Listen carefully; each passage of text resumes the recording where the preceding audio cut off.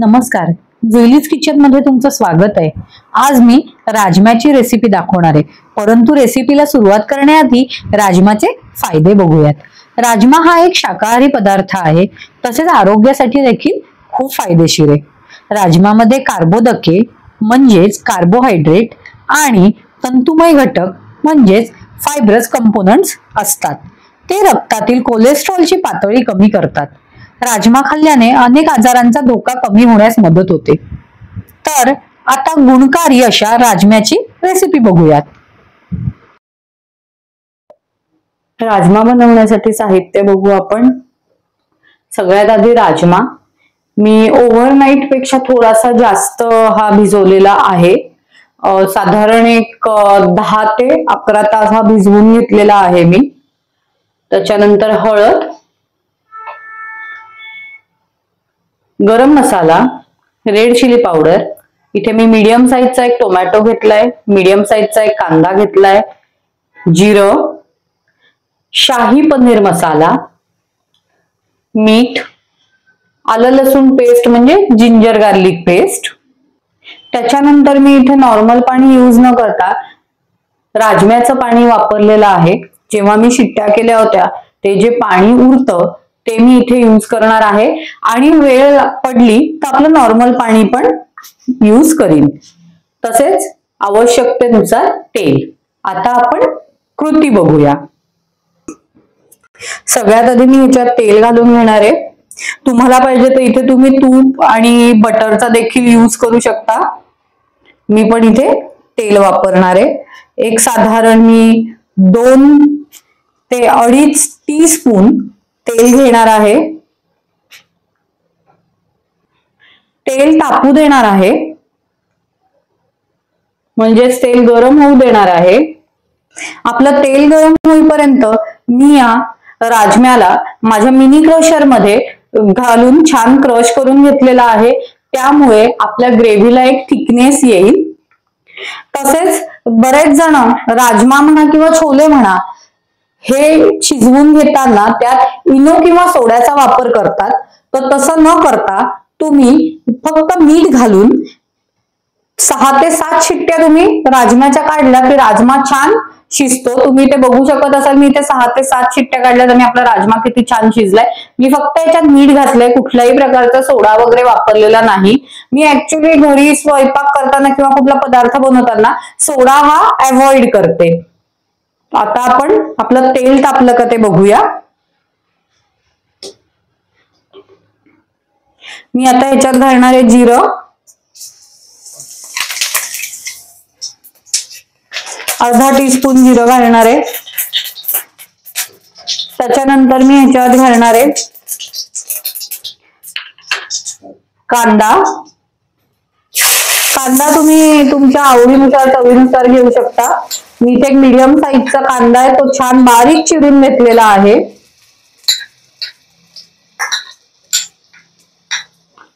तुम्हाला हिंग घालायचं तर तुम्ही हिंग पण घालू शकता, ऑप्शनल आहे। मी इथे घातलेला नाहीये हिंग।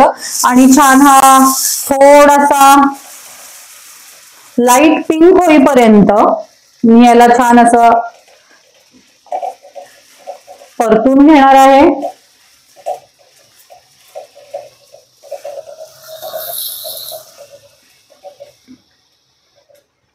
कांदा छान आपला लाईट पिंक झालाय आणि मी लोखंडाच्या कढईतच करते, कारण तुम्हाला माहितीये मला लोखंडाच्या कढईत केलेलं जो कुठला पदार्थ असतो तो खूप आवडतो, म्हणून मी नॉर्मली युजली लोखंडाचीच कढई वापरते। त्यानंतर आपण घालणार आहोत टोमॅटो। इथे एक मीडियम साईजचा टोमॅटो घेतलाय मी, तोही छान बारीक कट करून घेतलेला आहे। आता जोपर्यंत ह्याचं साल वेगळं होत नाही टोमॅटोचं, तोपर्यंत मी ह्याला छान परतून घेणार आहे।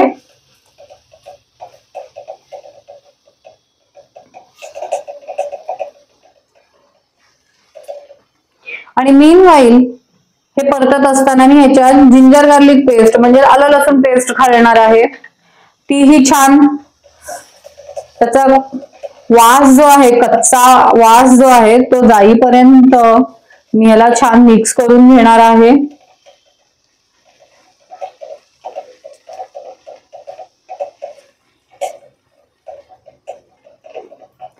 मी गॅसची जी फ्लेम आहे ती स्लोच ठेवली आहे. आता मी यात घालणार आहे हळद. हा माझ्या पद्धतीचा राजमा आहे. मी ऑथेंटिक पद्धतीने नाही राजमा करत आहे. मी एरवी जसा माझ्या घरी राजमा करते तसाच करते आहे. मला ऑथेंटिक पद्धत माहिती असेल राजम्याची तर मला नक्की कमेंट करून सांगा, म्हणजे मी तीही ट्राय करीन. हळद घातल्यानंतर मी ह्याच्यात घालणार आहे रेड चिली पावडर. तुम्हाला पाहिजे तर तुम्ही हिरवी मिरची बारीक कट करून घालू शकता. हे पण छान मिक्स करून घेणार आहे. जे जे मसाले मी घालणार आहे ते छान पहिले मिक्स करून घेणार आहे. एक एक मसाला घालणार, तो छान मिक्स करणार आणि मग पुढचा मसाला घालणार आहे. त्याच्यानंतर मी घालणार आहे गरम मसाला.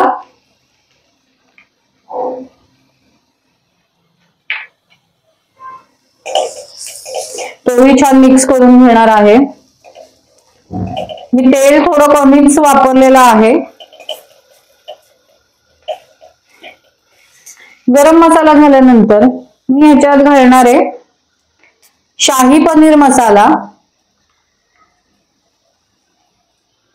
मी इथे सगळे एव्हरेस्टचे मसाले यूज केलेले आहेत. शाही पनीर मसाला देखील तुम्हाला तुमच्या ग्रोसरी स्टोअर मध्ये इझिली अवेलेबल आहे. छान मिक्स झालेला आहे. आता मी काय करणार आहे, यात मी थोडंसं आपलं राजम्याचं पाणी घालणार आहे, अगदी थोडं. आणि हे मसाले पुन्हा छान ह्याच्यात मिक्स करून घेणार आहे. पहिले थोडंच पाणी घातले आणि राजमा घातल्यानंतर मग मी आवश्यकतेनुसार पाणी घालणार आहे.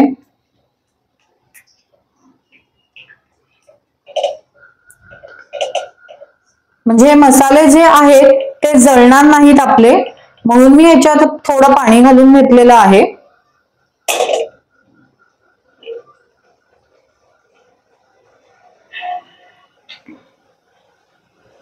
आता मी घालणार आहे जे आपण राजमा क्रश करून घेतला होता ग्रेव्ही थिक होण्यासाठी, तर तो राजमा मी ह्याच्यात घालणार आहे आता.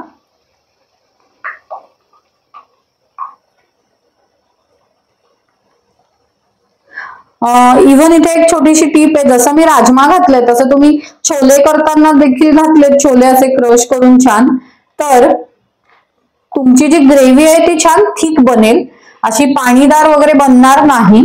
हे पण मी छान मिक्स करून घेतलेलं आहे. मी ह्याच्यात अजून मीठ घातलेलं नाहीये, कारण मी ऍक्च्युली राजमा शिजवताना मीठ घातलेलं आहे, त्याच्यामुळे मी अंदाजानुसार मीठ घालणार आहे शेवट. आता मी आपण जे राजमा शिजवून घेतले ते घालणार आहे सगळे. मी राजमा थोडे शिजायला थोडेसे कठीण असतात, म्हणून मी यांना ओव्हरनाईट पेक्षा थोडस जास्त सोक करते. म्हणजे साधारण एक 8 ते 10 तास करते. हे पण मी छान मिक्स करून घेणार आहे. आणि आपण राजमा चावल म्हणजेच राजम्याबरोबर नॉर्मली भात खातो, म्हणून मी याच्यात ग्रेव्ही ठेवणार आहे. त्यासाठी मी उरलेलं राजम्याचं पाणी घालणार आहे. आणि याच्यात आता तुम्हाला हवं तेवढं तुम्ही पाणी घाला, जेवढी ग्रेव्ही तुम्हाला पाहिजे असेल तेवढी.